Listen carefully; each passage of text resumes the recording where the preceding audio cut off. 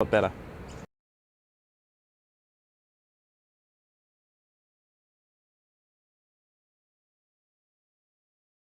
Yes, Nathan seems a lot happier and focused with his studies. He's handling his workload and classes much better. First semester I found a particular struggle. It was pretty difficult, and it was really frustrating actually. I had a lot of trouble, and I thought I'd just drop out. I'd just give it all away. Reading at university was a big deal, and everything at uni involves reading, unfortunately.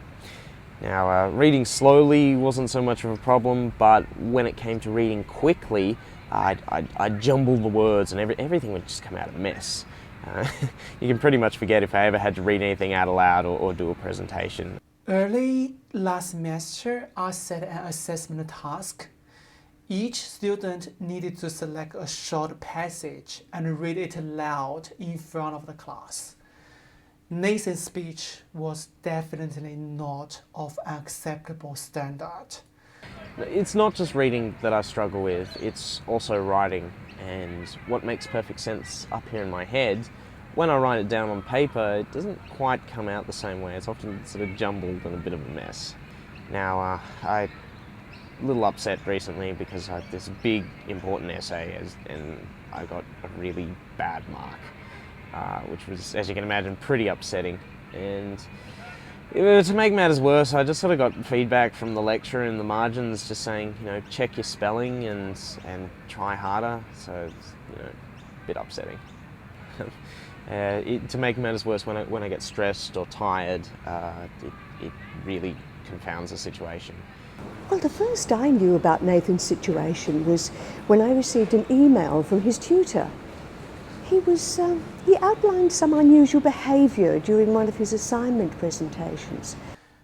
I remember thinking maybe this student is just lazy or having a joke or something.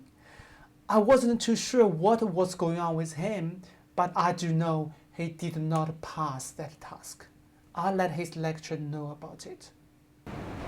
I wasn't sure how to approach the issue, so I contacted the student campus wellbeing. So registering with Campus Wellbeing for support was pretty straightforward actually.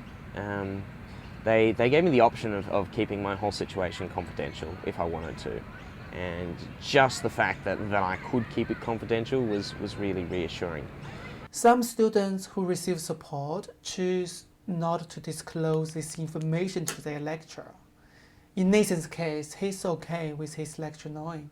Anyway, after organising the support with Campus Wellbeing, we met up with my lecturer and we talked about a number of things in reasonable adjustment. Well, I understand it's not my role to know the details of each and every student in my lecture.